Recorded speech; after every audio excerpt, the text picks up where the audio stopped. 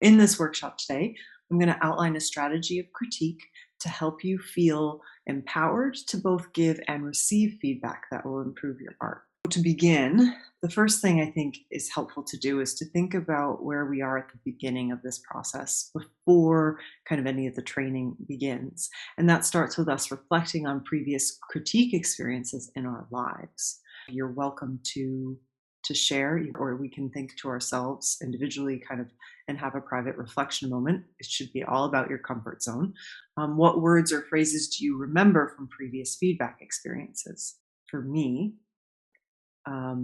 critique has meant kind of like wasted time. I've had experiences where no one has felt safe or qualified enough to offer feedback, so I haven't received the feedback I really desired to help me move my work forward.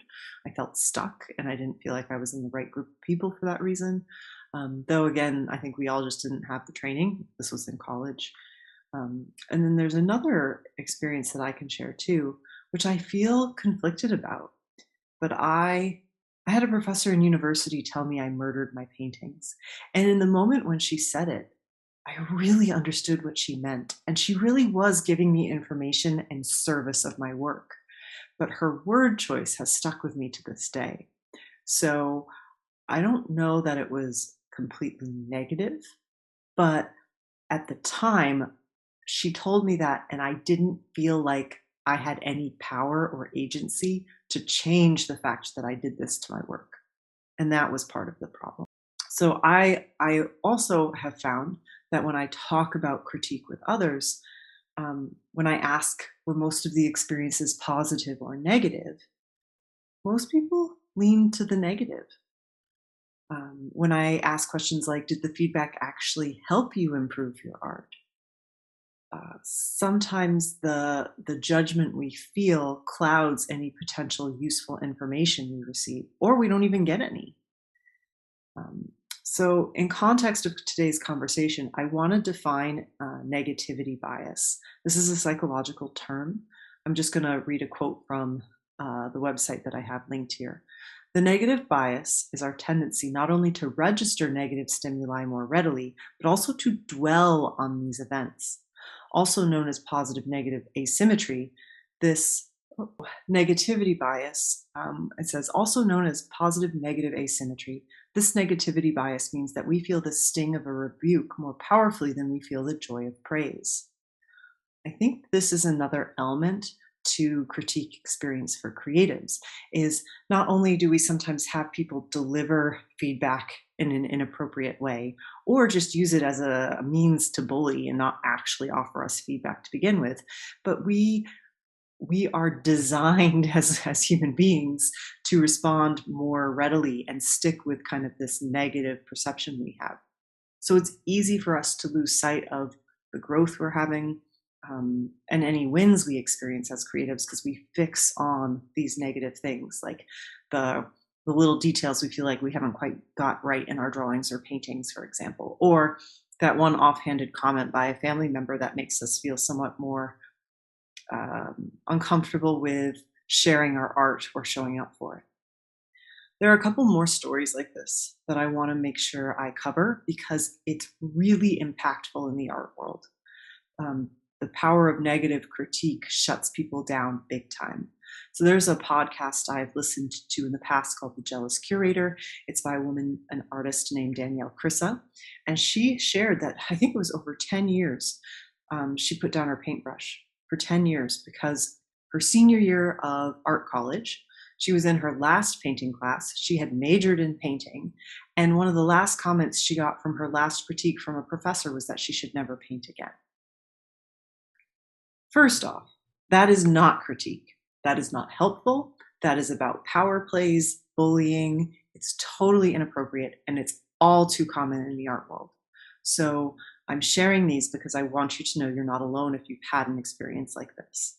I also want you to be prepared that sometimes we can be really hit in an unexpected way when we show up in like a local art guild community for critique and someone kind of throws something out in left field because this behavior has been normalized in the art world. In one of her interviews, she talked with someone else who who shared, I can't remember their name, unfortunately, that they had their artwork destroyed in a critique. A professor picked up their artwork and ripped it up. Again, not critique. Bullying, power plays, manipulative behavior. A really good friend of mine, often when she talks about her art school experience, wears this badge of honor saying she survived her critiques throughout school. So even if you haven't attended art school, this is the culture that is infused across art communities, and it often keeps us artists feeling small. I don't want that for us, and that's why we're here. So let's talk about what this workshop is today and what it isn't. This is an invitation to be thoughtful and conscious in our critique practices. This isn't the only way a critique can work. Black and white prescribed instructions or thinking often lead to kind of negative experiences when you're talking about critique, gray areas, other issues we're having. Like when we talk about the art world, if we say we're only good or bad at art, well, that's not really true. What do you mean about being good at art? There's a lot of nuance that we can lose when we say it's only this way. And there are many ways to engage in critique. This is a system I've developed over the years that I think can help us all have a starting point that then we can adjust and use as we're comfortable using. I want it to be something that we can all grow and learn from together. So let's define critique. What's the purpose of critique or feedback? With the context of the stories I just shared and all these horrible experiences people have had in critique, in so-called official art schools and programs, and that doesn't even cover the experiences I know other people have had in critique environments in local art guilds or from unsolicited feedback and advice from people at art fairs or their family. We can have a negative association with the word critique, and also because we have the word critic, and we have all kinds of associations with what their role is in their job as a movie critic or an art critic, right? But the word critique is really meant to be another word for feedback. When you engage in critique with another artist, you are having conversations about the work to help further the art. So every time we show up for a critique experience, when you're not sure what to say, ask yourself, what will help further this artwork? What will help this artist feel more supported moving forward? These are the kinds of questions we should be asking. Answering things like, I like it or I don't. That's not useful, and it's not critique. It's not giving us information that can take us to those next steps with our art. So looking back on these examples that we've shared, I want you to again think, if those bullying experiences were critique, how did they serve artists? Were they aligned with the purpose we just came up with now? No, weren't they? There is an element of abusive behavior in kind of historical critique experiences that have been, again, normalized in the art community, and that is why we're here today.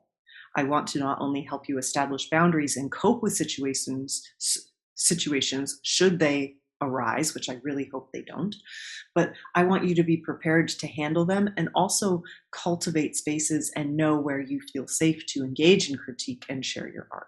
Ultimately, it's pretty obvious when I'm saying this now, right? How does making people feel bad, inadequate, or even bullying behaviors actually serve our art? It stops people from making art. And I can't think of a more horrible thing to do to someone than to discourage them from showing up for something they care about. And this is why it's so important and why I created the feedback framework that I'm sharing with you today. So why should you listen to me? I have this slide mostly for people who are new to the community, people who are at least with me right now. You lovely humans have been around for a bit, so you know me. But obviously there is this level of like, okay, Carrie, who are you to be telling me all these things? Like, why should we listen to your framework, right? I'm a visual artist. I'm also not only a teacher, but I practice what I preach. I show my art. I have exhibitions of my work. I apply for grants, and I speak at different events, and I think having that experience of both showing my work and choosing teaching as part of my career, it's really kept me around the importance of feedback and critique. And there have been many times where I have helped students, but also messed up because, again, you can't go back to this black and white notion of doing it right or wrong. We will all make mistakes. We're human. So, no matter how hard we try to give feedback to others and do it really well, we are always going to make mistakes. And that's okay when we can own them and move forward and still continue to work to be in service of other artists. And when that spirit is held for everybody, that is when we have a transformative critique environment that helps all the creatives there. Modeling how to handle a mistake when you misspeak or you can see something you said has hurt someone's feelings, that is one of the most powerful ways that you can model a change for others. Is being able to go, whoa, I said that the wrong way. I am so sorry. Let's reframe, right? Like being able to do that is going to change people's lives and make them more open to feedback experiences in the future. So step one is the invitation. The very first the very first step in this process is to invite community members into this conversation, like I'm doing right now here. We need to be made aware of this discussion, the importance of critique, and also how there's a history of critique being used as a means of belittling people. This has set up the experience to be vulnerable. So it can be really helpful to start off with a discussion like this and create a shared language and strategy around critique. Knowing that we're going to come up together and have this shared idea or way we're working is really, really helpful. How to include people in the critique experience. I want to make sure we think about that. So there's a couple of things that we can think about. One is the artist. How much do we want to share or talk about our art? We get to decide that in every critique experience. But sometimes those expectations are laid out. So if you sign up for a local guild and they have critiques, they might have a rule that everyone there has to show their art. If that's not going to work for you, you need to find a different community space that's going to honor the boundaries you need. And that's part of this invitation. When people who have signed up to self-taught to self-confident show up on the Q&A and give me their artwork specifically for feedback, I know that they're here to get feedback, right? It's a Q&A session. It's about me giving them feedback on their art. So they might not explicitly say, please give me feedback, but they posted their art in the comments of some of our program. Taking the time to photograph our art and post it under a lesson suggests to me they want me to look at their art. So in those environments, it might be good for me to ask and double check, are you looking for feedback on this? Did you just want to share? Also, as an artist, if you know you're feeling really vulnerable when you post that work online, you should tell people, I don't want feedback on this work. It feels brave to post it. If you're going to comment at all, only say nice things. Right? Like you get to decide those boundaries. And that's part of this idea of invitation. So other things we could talk about kind of concretely that can help the experience. So if we have 7 people in a critique, we'll make sure if you have an hour, divide the 60 minutes by 7 people so that everyone gets the same amount of time. That's a way to make sure it feels equitable and everyone feels like they have the space and time that they deserve. If your critique group gets too big, you can divide the group into 2 or 3 smaller groups and then still use the time kind of number of people divided by the amount of time you have so that you have even someone setting a timer for every artwork discussion, for every critique discussion. This also allows you, if you set a timer, no one has to keep looking at a watch to make sure we don't accidentally go over. And it really creates some concrete boundaries that are not about shutting down someone else who might want more time or feels like they're running over. It's okay, you've stopped there. And if we have time at the end, after we get to everyone, we could go back to this discussion. So it's not that you couldn't still make room for people who maybe need to dig deeper. And they could still bring that work back to the next session, right? So this is about making sure everyone feels seen and heard and respected. Additionally, it's important if we want people to give us critique of our work that we show up for other people and critique theirs. If we don't give people that chance to critique, then how are we possibly going to, if we don't show up when other people ask for critique, why would we expect others to do the same thing in return?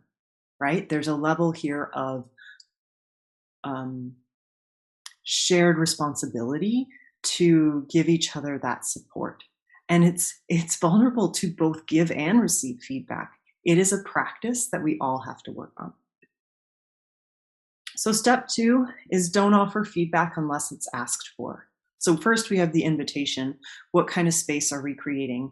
Is it very clear that everyone's getting critique? How much time do people get? You got logistics, and you also have the, are people here for critique? Step 2 is in other environments. Maybe you're not in a critique group, but you're in other environments where your work is shared or other people are sharing their art. If they didn't ask for feedback, don't offer it. Don't offer feedback unless it's asked for. What you could do is say, would you care for some critique? I have a really good idea for your work, right? And then if they say yes or no, that's up to them, but it still allows them to have that space and permission to decide for them whether they want it. And please think about this. Even if you have an amazing idea you believe could transform the perspective of your peer or student, what's the point of offering feedback if they aren't ready or willing to receive it? What is the point of offering feedback if they aren't ready or willing to receive it? This goes for both online and in-person critiques. We really can't assume anything. So many people think if you post your artwork on Instagram or on Facebook, that means everyone gets to decide what they get to say about your work. And on some level, it's true because we can't control them. But when we post our work, we could establish boundaries and tell them what we're willing to hear and what we're not. Yeah, so this is me saying, right, it's not an overt invitation for critique that I've posted a work on Instagram unless I explicitly ask for it. Sometimes showing up and sharing our work is a huge act of vulnerability, and that's all we can handle, and that's okay.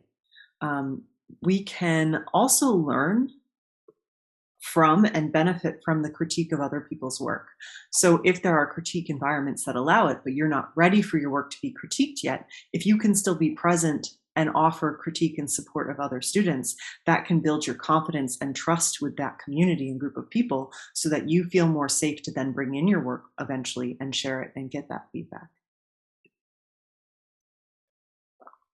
Step 3.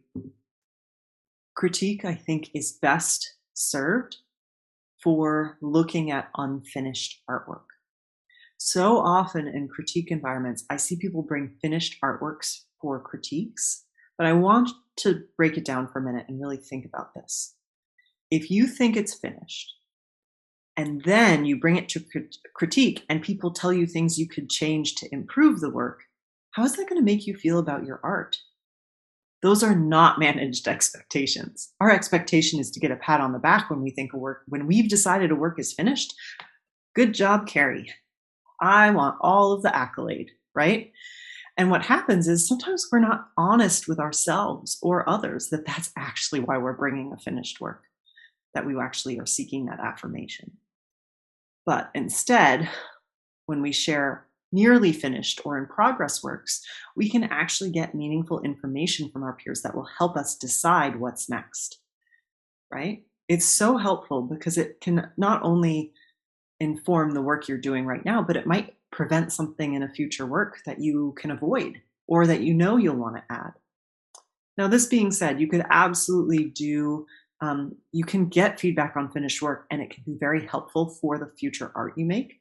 I want you to be mindful of your energy level and your emotional ability to cope.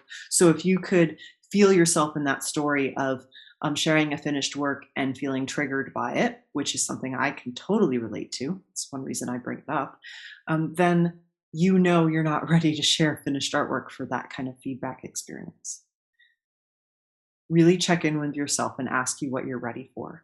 Another way you could do it is have a bunch of finished works together in a group and have a discussion more about message and meaning in the work and where you could go from there forward.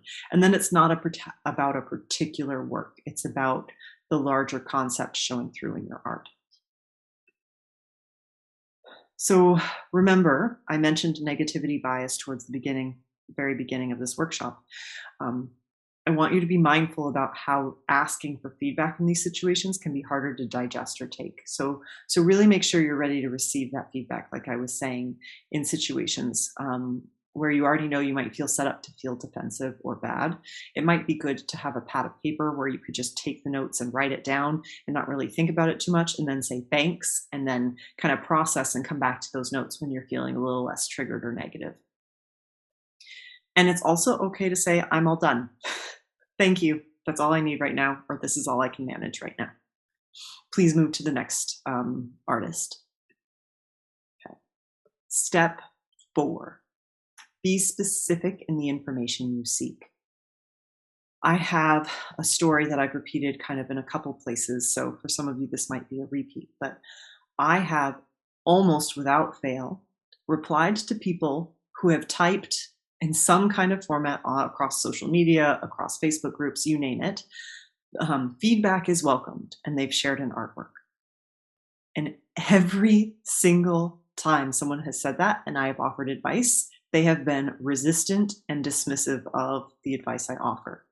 Now, there's nothing wrong to disagree with me.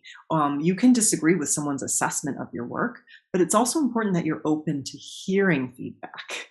So here, I don't think they're actually looking for feedback. It's kind of like that idea I mentioned in the previous slide where you have brought finished artwork to a critique, not really to get critique, but because you want people to show up and say there's nothing else that you need to do with it. It's perfect already.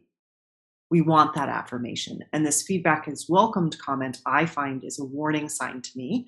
And I always ask for clarification when someone asks me that or gives it to me as an example. So here are some examples. This is a work in progress that I'm doing. It's a portrait in progress. It's not done. It's far from finished, but you can still see there's plenty that we could talk about of the work too. So as the artist, I could be saying things like, I'm painting and drawing living women tattoo artists. For this piece, I really think I want to channel Mona Lisa. I'm considering a super dark background like Italian chiaroscuro for the work. Should I stick with this plan, or do you think other colors would better suit the background, and what colors? So here I'm being specific about my goals for the work, what I've been thinking about, and it gives people a much easier time replying because they know what I'm looking for. Another element, I'm considering adding craft embellishments to my drawings, such as embroidery or beading or sequins. Where could I put it? How do I ensure it doesn't dominate the work? These are the bigger questions I have, and they are specific to this work and future works. And that gives people a starting point to engage in this conversation. Here's another example. This is a giclée print I've made of some of my paintings. I do weekly drawings and mail them for free all over the world to my email list. I also hide some when I'm out and about and traveling. I've embroidered into them, I've used gold leaf, but I'm getting a little bored. Does that matter? Should I just stick with it? Or how else could I embellish them? And my last example, okay? This is a large scale drawing. I've created another version that has a dark gray background and had the doll clearly sitting on a worn wooden table. I'm thinking about using an almost white pencil to fill in the background. I kind of like the idea of nothingness around her, but I'm concerned, will it look finished? What do you think? In all these works, I'm grounding my questions in something specific. So it's really helpful before you show up at a critique to look at your work and write down some questions you have about it. Sometimes it is, I feel stuck and I don't know what's wrong. Please help. That gives people lots of information, and it opens the door for a lot of conversation. They could pick anything from medium, likeness, you name it. Here, I'm not asking for feedback on likeness. I know that it looks like me. I'm not really worried about that, right? I am more interested in some larger details about the work. So that's what I'm asking for. It's a way of establishing boundaries around how we talk about our art and what we're looking for. And it shows investment in your work, and it makes it easier not only for people to reply because they have specific questions, but they feel like they want to help you because they can see you've put time and care into this work. This really increases the confidence not only of you as you practice it, but of those you offer support.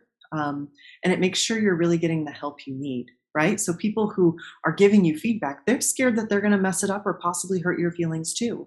So giving them these questions to work with, giving them context about the work can really help them have structure so that they show up in a way that does respect your energy levels and where you are in terms of your vulnerability.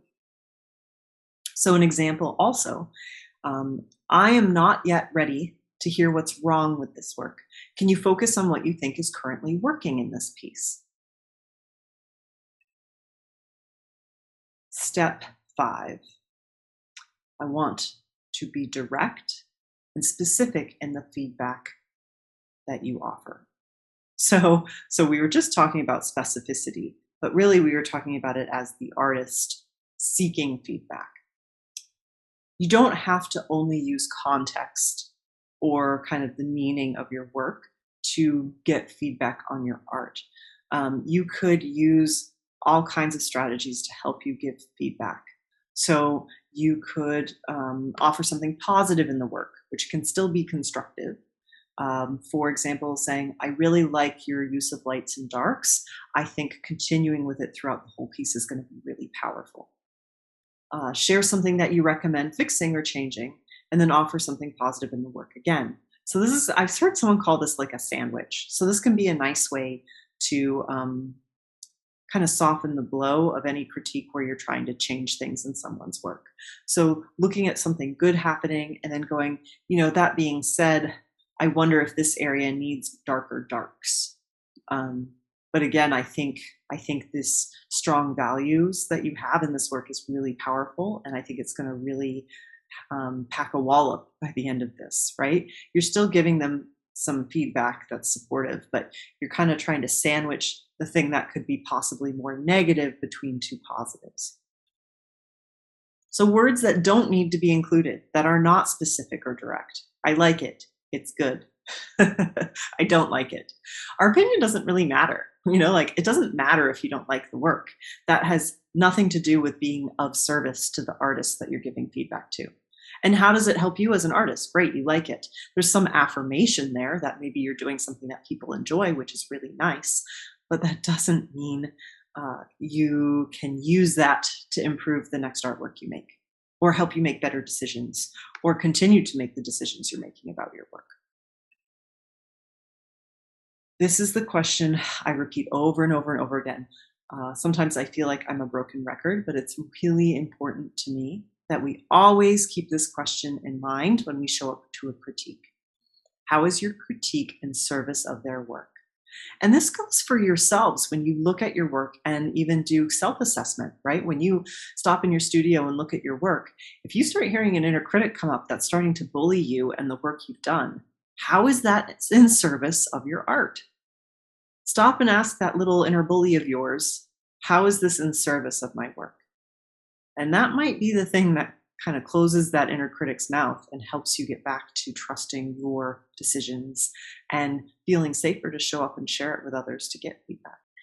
Another way to help structure the feedback you offer is to refer to the elements and principles of art, which should be a major focus of your critique. You could have a list of the terms available to help you remember what they are and drive conversation. So if someone has a heavy use of line or a heavy use of texture in their work, or their balance seems off, and you're wondering about their focal point, right? These are all things you can discuss, or they can help you get ideas about what to discuss in your work and in the work of others. So for this step 5, I'm really trying to talk about having structures that help you guide the conversation and still be direct and specific. So here is an opportunity for you guys to pop on and tell me if you've had any ahas, or you have any objections, or something that's kind of come up in the conversation. It's really important in context of talking about critique that we give people grace. People can be just as nervous to offer feedback as they are to receive it. If we've established community norms and people are respecting them, we also need room for people to feel safe to practice and make mistakes in the feedback process. Because we can stumble over our words, or we can use choices that um, hurt other people's feelings, right? And it's really important that we understand that that can happen, even with the best of intentions, and we still have a responsibility to that person whose feelings are hurt. And that's something we can fix by coming from this place of grace, both as the person receiving the information, understanding that sometimes people maybe word it in a way that's especially triggering for us. Well, being honest about that, saying, wow, that was really triggering for some reason. Well, we could break it down into something that's more useful and hopefully unpacks the kind of trigger itself, right? And helps us all move forward from it. This could also mean you decide on a community phrase like that essentially means I'm feeling overwhelmed by the feedback that I've received. I really need a redirect or I need to take a break. It could be a silly non sequitur phrase like Van Gogh's ear. It could be fly on the wall, right? Like or it could just be I'm done. But this would tell everyone in the community they know that whenever they're feeling kind of overstimulated or overwhelmed by the information that they've had, that if they use this phrase, people won't question it and we can move to the next artist who's looking for feedback. Um, you can also just very clearly say that, look, guys, you've given me a lot to think about. I'm ready to pass and move on. And that's a really easy way to stop feedback in its tracks, even feedback we haven't asked for.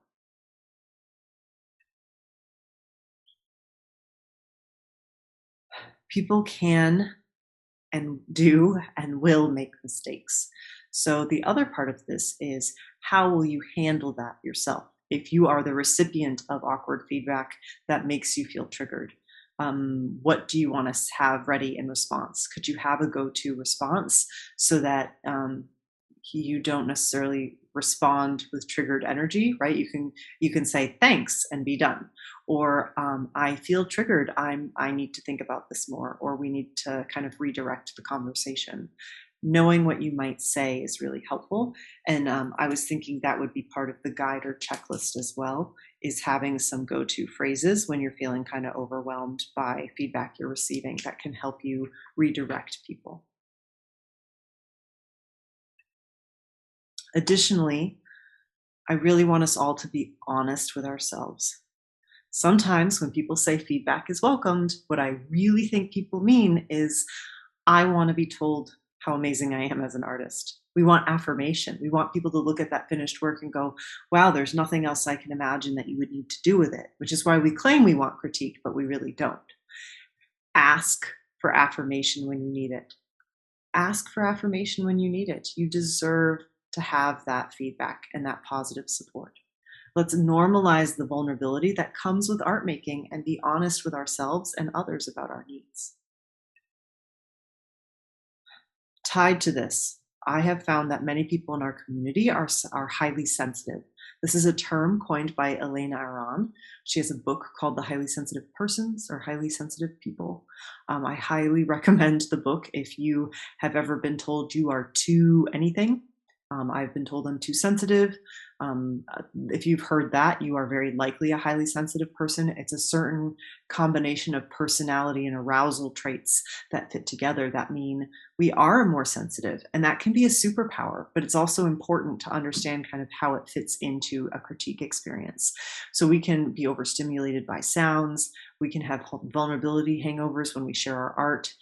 If any of those qualities or situations I'm talking about feel like something you might experience or have experienced, then I highly encourage you to look this up, okay? Um, what else do I want to tell you about this? Um, it is a strength to be sensitive to things. Sometimes it means we're really good at noticing details. That can be really powerful in helping someone get feedback. But also, it can mean if we get feedback that's too much and we're overwhelmed by it, we really can't hear anything else going on, and our brain is just so busy being busy, we can't process anything around us. And then we can be very agitated or distressed, right? So then we need ways to cope with that. And knowing that about ourselves is an important part of this critique process. We can set ourselves up to better receive feedback and have a process for even coping for it after the fact, right? So perhaps, you need to take notes and really just spend the time being a secretary so that you don't process too much and you read and reflect on those notes after the whole live critique. Maybe that's how it's going to help you better. Or maybe it's you need to kind of let it waft over you and just hear everything they have to say thank you, and then sleep on it and come back to it the next morning and see what's stuck in your mind. Then that might be the most useful information. And even if you don't identify as highly sensitive, it's really helpful to have pre and post critique activities to honor your energy levels and your mindset. So, what will help you overcome an experience of vulnerability after the critique? Are you someone who feels safer or more connected when you're around your friends or people you love? Maybe you should make sure you always have like a coffee date with a really good friend after a critique. Or maybe a good, really nice walk or a good run is going to be the thing that helps you clear your head. Having structures like that in place can really help you set yourself up for success. Other ideas that I've tried that have worked before, I can be a worrier. So if you identify with that, setting a timer for the amount you can worry. If you feel yourself harping on this one idea or this one piece of feedback that for some reason is triggering you, go, okay, I'm setting a timer for 2 minutes and I get to worry about it and stir on about it and just keep stirring that pot and work myself up for 2 minutes. But once that timer's up, I'm done. And the funny thing that often happens is I give myself the 2 minutes and then I can't think of anything else to worry about.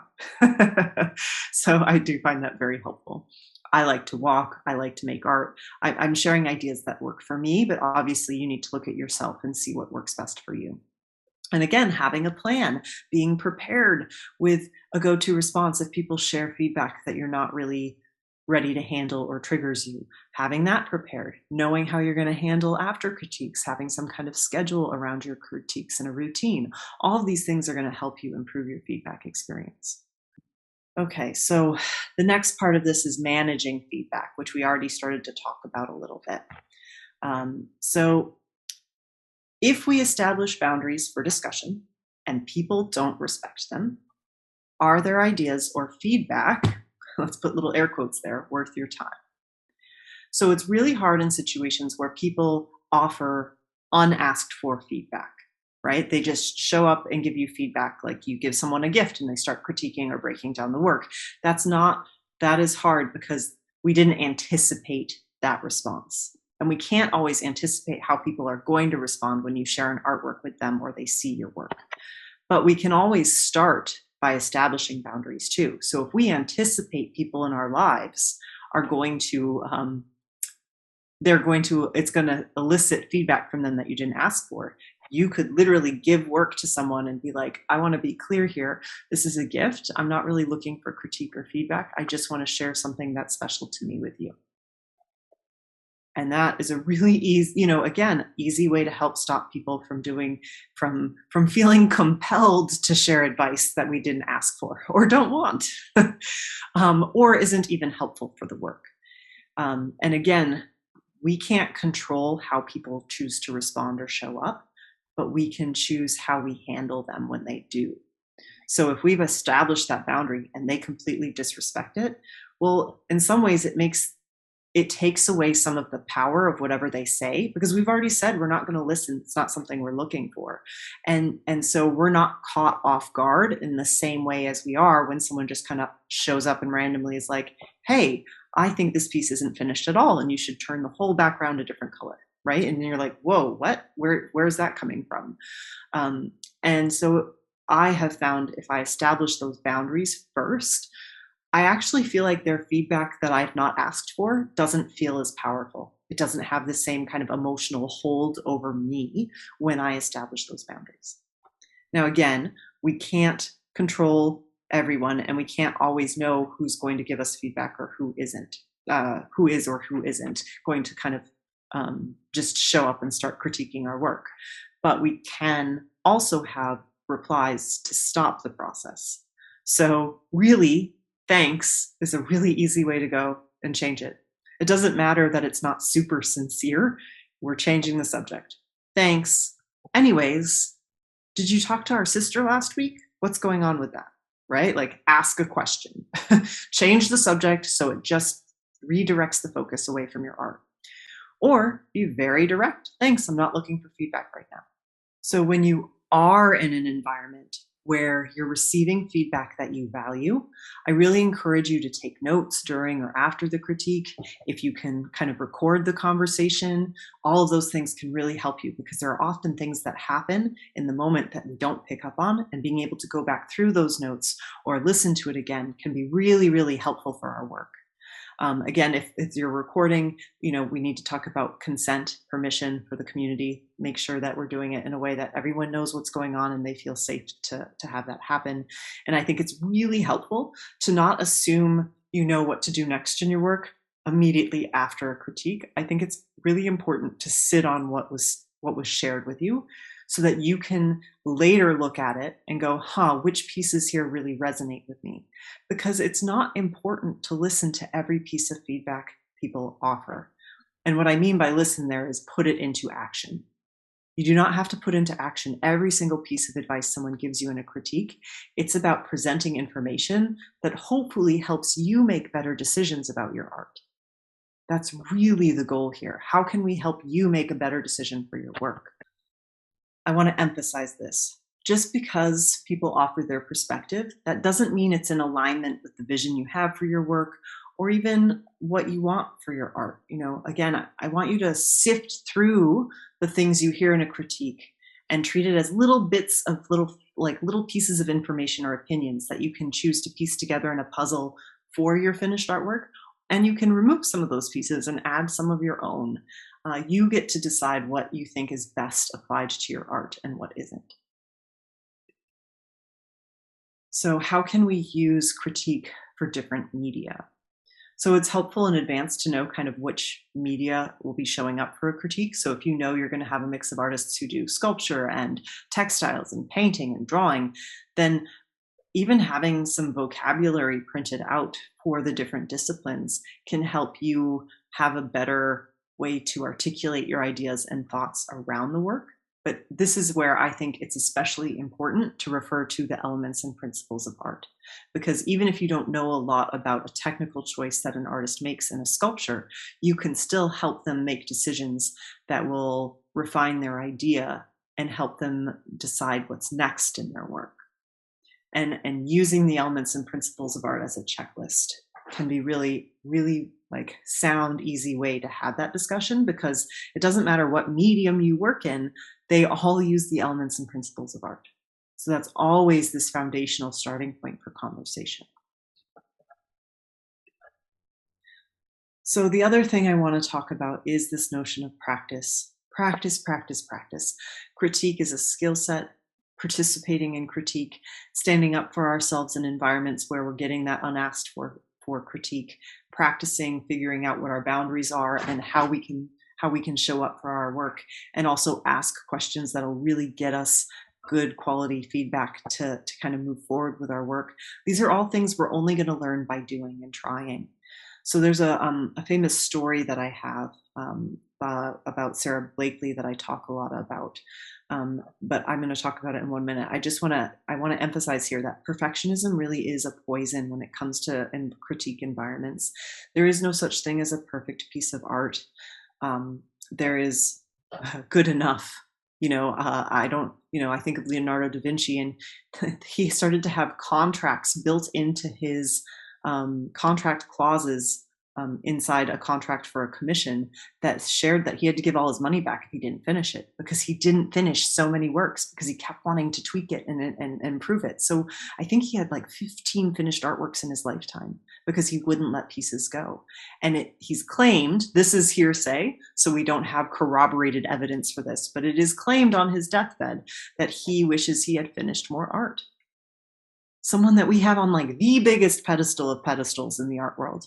He wished he had made more art.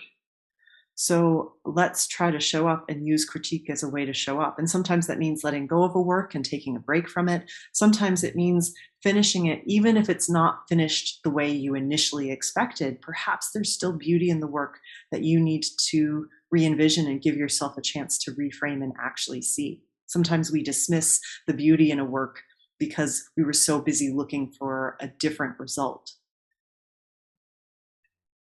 So, Sarah Blakely is an entrepreneur that I really admire. She runs a company called Spanx, which essentially is like, I don't know, like snug underwear for women. But what I really liked is a story she shared about growing up with her father. She'd come home from school, and every day he would ask her, "How did you fail today?" And she was like, "Oh." So she'd like, this is elementary age, and she'd start trying to come up with things. And, she's startled by it. And then he kept high-fiving her and seemed genuinely happy that she failed at something.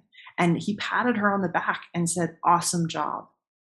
So then she got excited about it. And every day while she was in school, she'd start thinking about, well, how did I fail today? How can I fail today? And that gave her this permission to show up and make mistakes, because that is the only way we learn and grow. So I really hope that having some kind of structure like this feedback framework can really help all of you feel more permission to show up for your work and make those mistakes, because we all have to fail. That's how we grow and learn. And sometimes those so-called failures are actually a success in other people's eyes as well. So critique can give us some boundaries and space to help us even dissect or unpack that. Sometimes it's about bringing a work to critique and saying, "I really am upset with this work. It's not turning out the way I wanted it to. Even if I'm not going to go with the original goal I had, what could I do with this work in a new way to help loosen it up, or make it a little more inspiring, or motivate myself again?" These are important conversations we can have in critique. Ultimately, I gave you guys some examples at the very beginning of my work, and talking about how, like, what do I want to do next? Do I want an all dark kind of chiaroscuro background for that drawing? These are things I've already been thinking about in the work, because I try to make sure that when I finish a work, I already know what I want to work on the next time I show up to it, so that I'm not wasting that time when I have it. I already know what I'm going to jump in and do, because I think about it at the end of every art session. And I think doing that also sets me up for positive critique experiences, because I've already thought about what I want to do, and I can share that and have questions about its application, or what kind of concerns I should have about that. Ultimately, I really just want this whole structure and our conversation around feedback and critique be this point of empowerment, so that you can start asking for and get the supportive feedback you really need to take your work to wherever you want to take it. It is a key ingredient in developing voice and skill. And it's not just skill, developing our voice and really knowing how our work shows up, and the continuity that shows up in and across our work. We uncover words to talk about that through a critique experience. And it really does up-level us and kind of speed up the whole growing and development process. You can do it without critique. There are lots of artists who have and thrived, but I know that this is an ingredient that can really help people move to the next level.